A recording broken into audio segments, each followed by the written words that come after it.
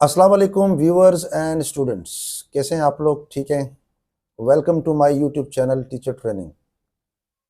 Viewers, आज की हमारी ये जो वीडियो है इसका मौजू रूटीन के मौजुआत से ज़रा हटकर है। आज हम स्टैटिस्टिक्स के बारे में कुछ जानने की कोशिश करेंगे। स्टूडेंट्स, जब हम रिसर्च से जुड़ते हैं तो रिसर्च में हमें मुख्तलिफ हाइपोथेसिस फार्मूलेट करने होते हैं, ख़ासकर जब हम क्वांटिटेटिव टाइप ऑफ रिसर्च या मिक्स मेथड रिसर्च में काम करते हैं। इन हाइपोथेसिस को टेस्ट करने के लिए हमें डेटा की ज़रूरत होती है, जो डेटा हम मुख्तलिफ इंस्ट्रूमेंट के ज़रिए कलेक्ट करते हैं। जब डेटा कलेक्ट हो जाए तो डेटा की टेबुलेशन करते हैं, और अगर हमारे किसी हाइपोथेसिस टेस्टिंग में काई स्क्वायर टेस्ट हम इस्तेमाल करें, तो काई स्क्वायर टेस्ट में स्टूडेंट्स की तरफ से ये देखने में आया है कि अगर हमारे पास एक इंस्ट्रूमेंट के ज़रिए डेटा कलेक्ट है तो उसको तो हम काई स्क्वायर के ज़रिए अपने हाइपोथेसिस को बआसानी टेस्ट कर लेते हैं। लेकिन अगर हमारे पास मल्टीपल रो डेटा है, यानी मुख्तलिफ इंस्ट्रूमेंट के ज़रिए हासिल किया गया डेटा हमारे पास है, तो वहाँ हम काई स्क्वायर टेस्ट को किस तरह अप्लाई करते हैं, वहाँ पर हमें फ्रीक्वेंसी एक्सपेक्टेड का डेटा कैलकुलेट करने के लिए क्या करना पड़ता है।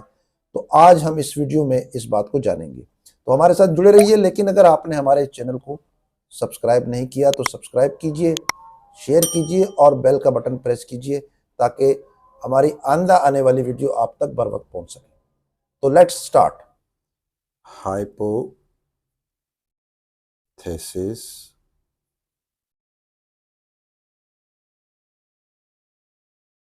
टेस्ट के बारे में जानते हैं। Hypothesis test by using chi square statistics.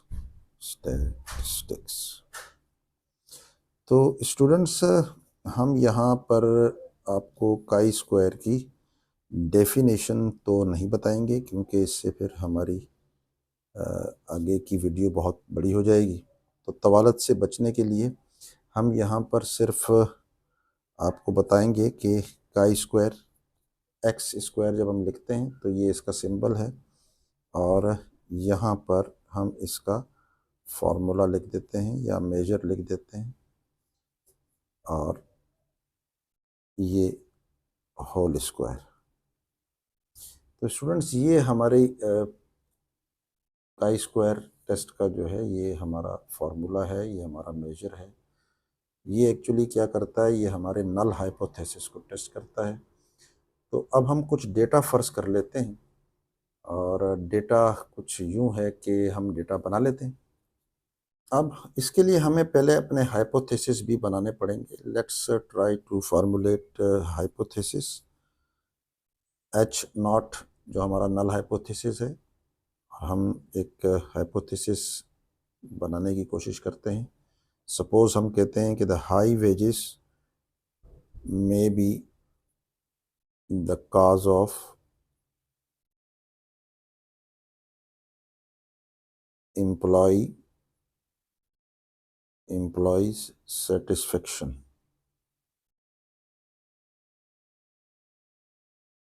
तो हमने एक हाइपोथेसिस बनाया है, null hypothesis, high wages may be the cause of employee satisfaction. जब हम अपना नल हाइपोथेसिस फार्मूलेट करते हैं तो हमें एक अल्टरनेटिव हाइपोथेसिस भी बनाना पड़ता है। चलते हैं, जैसे कि अगर हम नल हाइपोथेसिस को देखें तो इसमें हमारे पास दो वेरिएबल्स हैं। एक हमारे पास हाई वेजेस का वेरिएबल है, और दूसरा हमारे पास एम्प्लॉयज़ की सेटिस्फेक्शन है। तो ये जो हमारे पास वेरिएबल है, ये रिसर्च की टेक्निकल टर्म में इनको हम इंडिपेंडेंट वेरिएबल कहते हैं, और ये जो हमारे पास है ये हमारे पास डिपेंडेंट वेरिएबल है। इंडिपेंडेंट वेरिएबल से मुराद ये कि इस वेरिएबल पर इस हाइपोथेसिस में कोई भी चीज़ असरअंदाज नहीं हो रही, लेकिन इस जो डिपेंडेंट वेरिएबल है इस पर ये हमारे पास इंडिपेंडेंट वेरिएबल इसको मुतासिर कर रहा है। गोया इसमें हमारे पास इंडिपेंडेंट जो वेरिएबल है ये हमारे पास कॉज है और इसका जो इफेक्ट है वो हमारा डिपेंडेंट वेरिएबल है। ठीक है, अब हम इसी हाइपोथेसिस का एक अल्टरनेट हाइपोथेसिस बनाएंगे। देखिए ज़रा गौर से, ये जो हमारा अल्टरनेटिव हाइपोथेसिस है, इसमें इन्हीं जो हमारे वेरिएबल्स थे जिनके दरमियान रिलेशनशिप को ज़ाहिर किया गया था, उन्हीं रिलेशनशिप के बारे में हमारा अल्टरनेटिव हाइपोथेसिस डिस्क्राइब करता है कि there is no relation between high wages and employees satisfaction. तो जब हम ये बना लेते हैं तो अब अपने इस बयान को, क्योंकि ये हमारे हाइपोथेसिस हैं और हम जानते हैं कि hypothesis is a statement subject to be tested, लेकिन टेस्ट करने के लिए हमें डेटा की ज़रूरत होती है। और हम सपोज करते हैं अपने इस आज के इस वीडियो में कि हमारे पास इन वेरिएबल को टेस्ट करने के लिए कि वेदर ये हमारी स्टेटमेंट दुरुस्त है या गलत है, इनमें से कौन सा हमारा हाइपोथेसिस दुरुस्त है और कौन सा हाइपोथेसिस दुरुस्त नहीं है, इसका इन्हिसार हमारे हाइपोथेसिस टेस्टिंग के प्रोसेस पर है। लेकिन हाइपोथेसिस टेस्ट करने के लिए हमें डेटा चाहिए होगा। और हम सपोज करते हैं कि हमने एक क्वेश्चनेयर के थ्रू, क्वेश्चनेयर एक डेटा कलेक्शन इंस्ट्रूमेंट है, कि हमारे पास जो ये क्वेश्चनेयर है ये हमारे पास क्लोज एंडेड क्वेश्चनेयर है। तो अब हम इन वेरिएबल से मुतल्लिक कुछ सवालात अपने रेस्पोंडेंट से, जिनसे हमें डेटा कलेक्ट करना है, उनसे हम पूछते हैं थ्रू क्वेश्चनेयर। और हम ये भी सपोज कर लेते हैं कि हमने इन पर लिकेट स्केल अप्लाई किया है। लिकेट स्केल से मुराद ये कि हम जो सवाल पूछेंगे, सपोज हम यही सवाल पूछ लेते हैं कि do you think the high wages is the main cause of employee satisfaction. तो इसके जो जवाबात हैं, क्योंकि क्लोज एंडेड है, हम पहले आपको बता चुके हैं, तो वहाँ पर हमारे पास इसके जवाबात इस तरह आएंगे कि यस, एग्री मीन्स रिस्पोंडेंट या तो एग्रीमेंट शो करता है अपनी, या वो कहता है कि डिसएग्री, या फिर वो कहता है स्ट्रांगली एग्री, या वो कहता है नहीं स्ट्रांगली डिसएग्री, या फिर वो कहता है कि नॉट श्योर। तो हमने ये 5 अदद 1, 2, 3, 4 और ये 5 क्लोज एंडेड क्वेश्चनर में रिस्पोंडेंट को रिस्ट्रिक्ट कर दिया है। अब हमें जो जवाबात मिलेंगे वो इन्हीं 5 जवाबात में से कोई जवाब हमें मिलेगा। मुख्तलिफ रिस्पोंडेंट मुख्तलिफ इसको रिस्पॉन्ड करेंगे। ओके, तो अब हम ये एज्यूम करते हैं कि हमारे पास डेटा कलेक्ट हो गया थ्रू हमारे क्वेश्चनेयर। क्लोज एंडेड क्वेश्चनेयर था, लिकेट स्केल था और ये उसके रिस्पॉन्सेस थे। ये हमारा एक फ़र्ज़ी डेटा है, तो ये अब हमें रिसीव हुआ है। अब हमने अपने एक्चुअल हाइपोथेसिस को टेस्ट करना है, और हमारा हाइपोथेसिस क्या था कि the higher wages may be the cause of employees satisfaction. और हमारा alternative hypothesis, there is no relation between high wages and employee satisfaction. तो अब हमारा ये डेटा हमें बताएगा कि हमारी इसमें से कौन सी स्टेटमेंट, हमारे एच नॉट वाली स्टेटमेंट या हमारी एच ए यानी अल्टरनेटिव हाइपोथेसिस हमारा दुरुस्त है, और इनमें से हमारा कौन सा एक्सेप्ट होता है और कौन सा रिजेक्ट होता है, ये हमारे डेटा की बेस पे बनाएगा। अब इस डेटा की बेस पर हमने अपने इसके लिए जो हमने स्टैटिस्टिक यूज़ की, वो हम सपोज करते हैं हमने काई स्क्वायर टेस्ट का इस्तेमाल किया है। तो काई स्क्वायर टेस्ट कुछ इस तरह होगा, ये हमें वेरिएबल्स चाहिए होंगे। तो स्टूडेंट्स, जो हमारे पास यहाँ डेटा आया है थ्रू क्लोज एंडेड क्वेश्चनियर, जिसमें ये 2, 3, 4, 1, 2 ये, तो हम इनको इस तरह भी लिख सकते हैं कि ये हमारे FO हैं, ये हमारे FO हैं। अब हमें इसके लिए FE चाहिए होगा, यानी हमें इसकी फ्रीक्वेंसी एक्सपेक्टेड हमारे पास क्या होगी, हमें ये दरकार होगा। तो हम इसको बनाने की कोशिश करते हैं। यही आज हमारी इस वीडियो का मेन पर्पस था कि जब हमारे पास सिंगल रो डेटा होता है, जैसा कि इस केस में हमारे पास है, हमारे पास एक क्वेश्चनियर था और टीचर से हमने क्वेश्चन पूछे थे, उनके रिस्पॉन्सेज लिकर्ट स्केल के मुताबिक इस तरह आए। तो चूंकि एक इंस्ट्रूमेंट था और एक इंस्ट्रूमेंट के ज़रिए हमारे रिस्पोंडेंट भी एक ही किस्म के थे, लिहाजा इसका डेटा कंप्लीट करने के लिए, इसको काई स्क्वायर स्टैटिस्टिक्स के ज़रिए टेस्ट करने के लिए हमें जो तरीक़ाकार है वो हमारा तरीक़ाकार कहलाता है सिंगल रो डेटा। तो ये हमारे पास सिंगल रो डेटा है।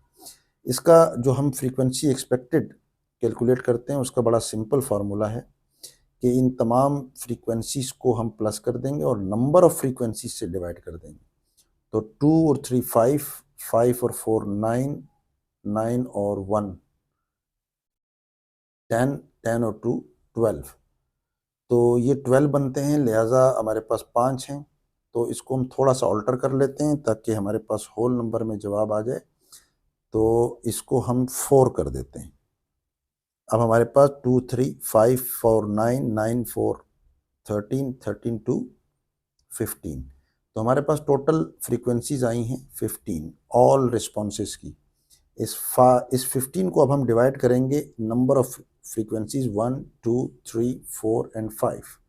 तो 15 डिवाइडेड बाय 5, तो हमारे पास जो फ्रीक्वेंसी एक्सपेक्टेड आती है वो आती है 3।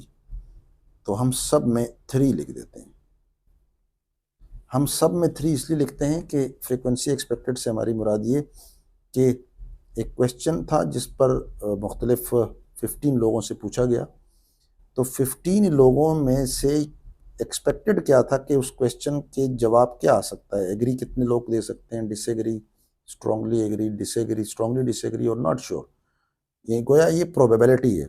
तो प्रोबेबिलिटी को हम इसको निमटने के लिए हमने क्या किया कि हमने 50-50 का जो यहाँ पर हमारे पास थ्योरी है वो हमने यहाँ अप्लाई की। नंबर ऑफ़ फ्रीक्वेंसीज को हमने टोटल नंबर ऑफ़ फ्रीक्वेंसी से डिवाइड किया, तो हमारे पास 3 3 3 सब में 3 आ गया। ओके स्टूडेंट्स, ये अब हमने एक टेबल बनाया है डेटा का।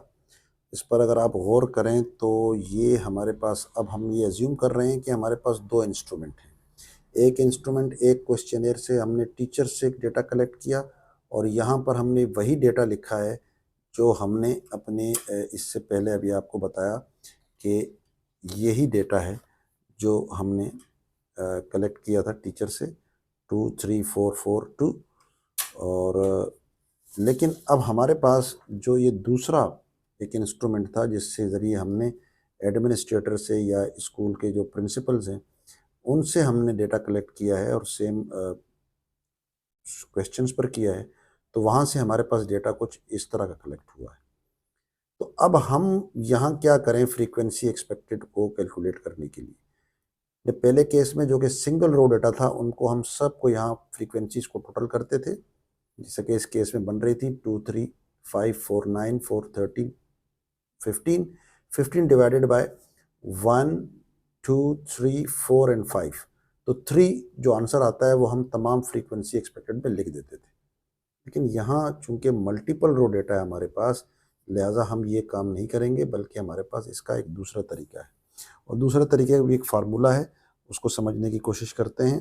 तो जब मल्टीपल रो डेटा हमारे पास आता है तो स्टूडेंट्स हम इस फार्मूले के तहत अपनी फ्रीक्वेंसी एक्सपेक्टेड को कैलकुलेट करते हैं, ना कि सिंपल तरीके से जैसा कि हमने सिंगल रो डेटा की सूरत में कैलकुलेट की थी।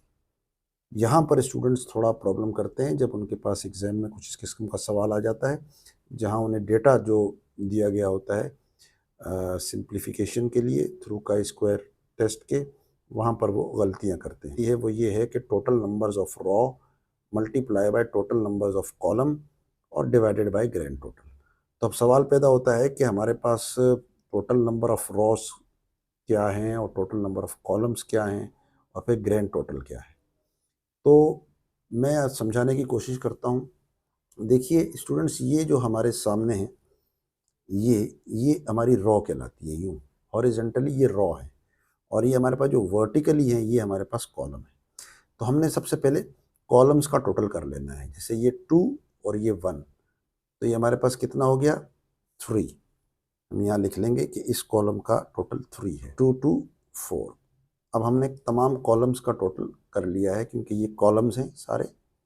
अब हम चलेंगे रो के टोटल की तरफ। रो हमारे पास ये है 2 3 5 5 4 9 9 4 13 13 2 15, तो हमारे पास आ जाएगा 15। दूसरे का 10, तो हमारे पास जो दो रो हैं, दो रो का टोटल हमारे पास 15 और 10 रिस्पेक्टिवली हमारे पास आ गया। तो जो हमारे पास रो हैं दो 1 एंड 2, पहली रो का टोटल 15 और दूसरी रो का टोटल 10 आ गया। अब इन दोनों रो का टोटल जो है जब हम यहाँ लिखेंगे तो ये आएगा 25। ये 25 हमारे पास जो आया है ये हमारे पास ग्रैंड टोटल है, इसको हम ग्रैंड टोटल कहते हैं। इस ग्रैंड टोटल की हमने दुरुस्त काउंटिंग की है। इसका तरीक़ाकार ये है कि हम इन कॉलम्स को टोटल कर लें, 3 5 8 8 7 15 15 और 6 21 21 और 4 25। गोया ये इस तरीके से भी हमारा दुरुस्त आ रहा है और हमारा इस तरीके से भी दुरुस्त आ रहा है। अब हमने बारी बारी वहाँ पर जो हमारे पास सिंगल रो डेटा था उसमें हमारे पास, अगर हम दोबारा इसको देखें तो हमारे पास सिंगल रो डेटा में हमारी फ्रीक्वेंसी एक्सपेक्टेड सबकी एक थी, क्योंकि हम टोटल नंबर ऑफ फ्रीक्वेंसीज को टोटल कॉलम से डिवाइड कर लेते थे। तो जो हमारे पास जवाब आता था वो हम तमाम फ्रीक्वेंसी ऑब्जर्व्ड के साथ लिख लिया करते थे। लेकिन यहाँ हमारे पास सिलसिला इस तरह का नहीं है। यहाँ हमने हर एक फ्रीक्वेंसी को अलहदा अलहदा कैलकुलेट करना होगा। मसलन हम सबसे पहले चलेंगे अपनी इस फ्रीक्वेंसी को जो कि 2 है, जो कि एक एफओ है, फ्रीक्वेंसी ऑब्जर्व्ड है। इसकी फ्रीक्वेंसी एक्सपेक्टेड कैलकुलेट करने के लिए हमें total number of Ross multiply by total number of columns divided by grand total. यानी कि अगर हम देखें तो टोटल नंबर ऑफ रॉ जिस जगह पर ये मौजूद है, ये इस रॉ का टोटल हमारे पास 15 है, तो हम यहाँ लिख लेंगे कि 15। जिस कॉलम के अंदर हमारे पास ये 2 मौजूद है, इस कॉलम का टोटल हमारे पास 3 है, तो हम इसको मल्टीप्लाई बाय 3 कर देंगे। अब हमारे पास ग्रैंड टोटल जो है वो है 25, तो हम इसको डिवाइड कर देंगे 25 से, तो हमारे पास जो जवाब आएगा वो हमारे पास आएगा 45 डिवाइडेड बाय 25। तो इसका जवाब हमारे पास आएगा 1.8, और वो 1.8 हम यहाँ लिख देंगे। अब हम चलेंगे इस अपने फ्रीक्वेंसी ऑब्जर्व 3। तो ये 3 भी जहाँ पर मौजूद है उसका रो का जो टोटल है वो 15 है, लेकिन यहाँ जो 3 का कॉलम का टोटल है वो 5 है। लिहाजा हम 15 मल्टीप्लाई बाय 5 डिवाइडेड बाय 25, तो हमारे पास जो जवाब आएगा वो हमारे पास जवाब आएगा 3, तो हम इसको 3 लिख देंगे। ये इस पहली रो की वो 2 है, इसका रो का टोटल 15 है, जबकि इसके कॉलम का टोटल 4 है। तो 15 मल्टीप्लाई बाय 4 डिवाइडेड बाय 25, तो हमारे पास जो जवाब आएगा वो हमारे पास जवाब आएगा 2.4, तो हम यहाँ लिख लेंगे 2.4। आपने देखा कि किस तरह हमारे पास फ्रीक्वेंसी एक्सपेक्टेड तमाम फ्रीक्वेंसी ऑब्जर्व्ड की अलहदा अलहदा आ रही है।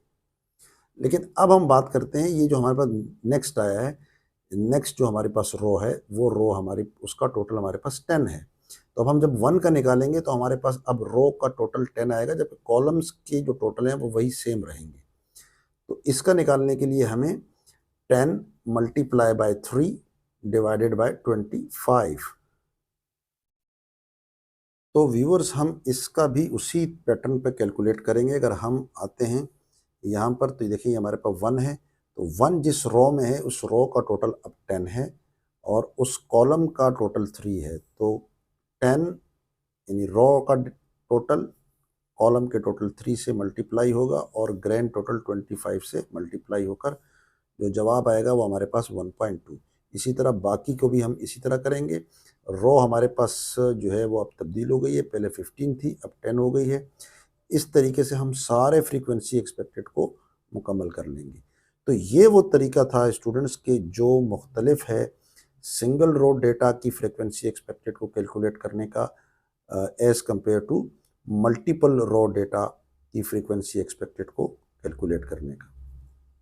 तो स्टूडेंट्स अब हम जो है वो जब हमने फ्रीक्वेंसी एक्सपेक्टेड भी कैलकुलेट कर ली अलग-अलग, अब हम इनको इस काई स्क्वायर स्टैटिस्टिक्स में पुट करेंगे उस डेटा को और फिर उसको सिंपल अर्थमेटिक मेथड के तहत सिंप्लीफाई करेंगे। इससे हमें जो हासिल होगा वो एंड में हमें calculated value for chi square test हासिल होगी। और उसके बाद के जो मराइल हैं उससे आप बखूबी जानते हैं कि किस तरह आपने डिग्री ऑफ फ्रीडम का इस्तेमाल करके लेवल ऑफ सिग्निफिकेंस पर टेबुलेटेड वैल्यू का तयन करना है और फिर टेबुलेटेड वैल्यू के तयन के बाद आप ये फैसला करते हैं कि आपका नल हाइपोथेसिस एक्सेप्ट हुआ या रिजेक्ट हुआ। ठीक है, तो ये हमारी वीडियो थी। उम्मीद है कि आज आपको मैं ये समझा पाने में कामयाब हो गया होऊंगा कि मल्टीपल रो डेटा की फ्रीक्वेंसी एक्सपेक्टेड को किस तरह कैलकुलेट करते हैं as compare to single row data की फ्रीक्वेंसी एक्सपेक्टेड कैलकुलेशन की। तो इंशाल्लाह फिर नेक्स्ट किसी वीडियो में आपसे मुलाकात होती है। अपना बहुत ख्याल रखिएगा और हमारे इस चैनल का भी थैंक यू। अल्लाह हाफिज़।